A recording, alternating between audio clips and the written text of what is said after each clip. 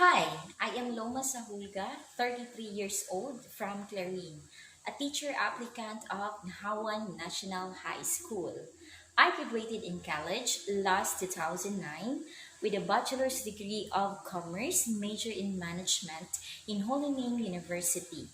I also took up my bridging course in Bohol Island State University last 2018. I am going to present a teaching demo on the subject personal development, which is part of Humanities and Social Sciences trend. I may I request everyone to stand up for the prayer. Mr. Jolo, please lead the prayer. And then please settle down. Who is the class secretary? Alright, Miss Mary Chu, please check the attendance. Who are absent for today? No one is absent. That's great. So I guess you are all excited for today's lesson. Alright. Before we proceed, can somebody recall what was being discussed yesterday? Miss Kikai. Stress. Correct. So our lesson for today, guys, is a connection with what was discussed yesterday, the word stress. But before we proceed, let us all read the meaning of stress. Okay, eyes on the board. Here read. Stress is a state of physiological and psychological arousal produced by internal or external stressors that are perceived by the individual as challenging or exceeding their ability or resources to cope. Okay, so I have here an activity, guys. I have list of stressors here. But before that, I want everyone to participate. Okay? This is a group activity. So I will divide you into group. Okay? This side is group 1. The other is group 2. And the back people there. Okay? Can you hear me? Okay. So you are group 3. So please get one in class. Alright? Okay. Thank you. So, from the list of stressors in your paper, you have to rank the following stressors in order of how stressed they make you feel. So, you have to rank each stressors. 1 is the lowest and 7 is the highest. Meaning, number 1, you are stressed but not totally. It's just chill, okay? Number 7, you are very, very, very stressed. Okay? Do you understand? Alright, so I'll give you 10 minutes to answer that activity. Okay. Okay, I believe 10 minutes is up. Are you done? Okay. This time, you have to interchange your activity to the other group. Okay, please interchange so that we can compare the result of your activity. Alright? So, 2 minutes for that. Okay. So, can you pass your activity, please? Okay, thank you. Thank you. Alright, so based on the result here, the number 1 that got the highest point or rank is the conflicts with a boyfriend or girlfriend. So I believe you are in a toxic relationship, and stress is a common feeling. Joke. It is normal, guys, to be in love. Okay, so that was an exciting activity, right? Alright, so based on the activity, when you are stressed, what physiological responses do you experience? Okay, group 3. What physiological experience? Headache, correct. You feel headache. Of course, when you have problem and you're stressed, you feel headache. Another example, group 2.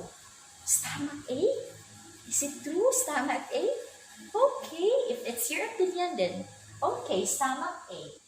Next is what known strategies that can be applied in coping up with stress. So, what are those strategies that you need to cope up when you are stressed? Group 1. Time to relax. Correct. You are really, really listening and excited with our topic, class. Okay, so next slide is how do you cope up with stress? So there are many ways in coping up with stress. So it is divided here by colors. Okay? So group 1, can you read the first way? Social support, correct? So what is social support? Alright, correct. So you need a helping hand or assistance from other people. So meaning social support. Because you need an assistance when you feel stressed, you need someone to listen to you. Okay, so that is social support. Number 2 or next. Okay, group 3, can you read? Meditation or relaxation, correct. So number 3, yes, physical exercise. Next, the last one. Okay, biofeedback. So here are the ways in coping up with stress. So now you know how to cope up with stress. Alright? So, do you have any questions so far? Okay, so there's none. Let's proceed. So I have here another exciting activity. So as I mentioned you a while ago, there is an oral activity, individual activity wherein you are graded one by one. Okay? Alright, so the question is, you have to recall an experience in which you are stressed and share to the class how you cope and deal with it. Okay? So I believe we experienced stress already. So I am giving you 2 minutes to recall what are those experiences so that you can share to the class. Remember, this is graded activity. Okay? So 2 minutes starts now. Alright, so I believe 2 minutes is up. Any volunteer to start first? Okay, Miss Janet. Okay, please come forward.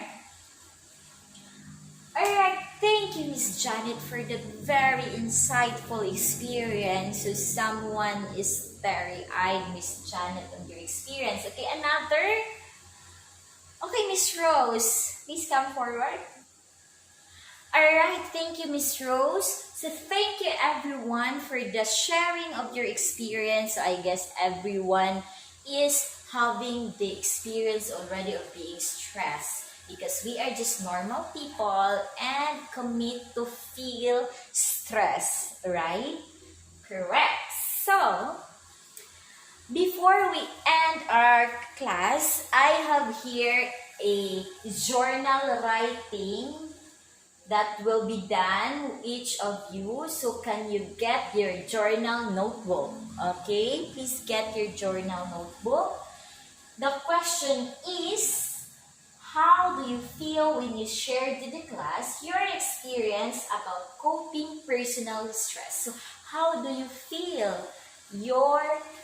how do you feel when you share that experience to the class? So you should write there in your journal notebook your feelings.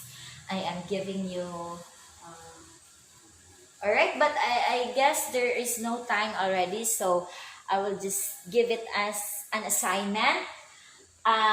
Please do not forget that the rubrics for grading in your journal activity is first, content 30%, organization of ideas 30%, grammar 20%, and neatness 20%, a total of 100%. Okay?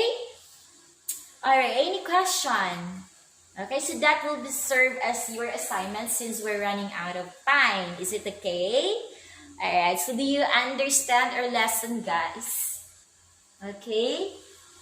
Very good. So everyone understands well our lesson for today. Okay, that's all for today, class. And your assignment, please pass it tomorrow.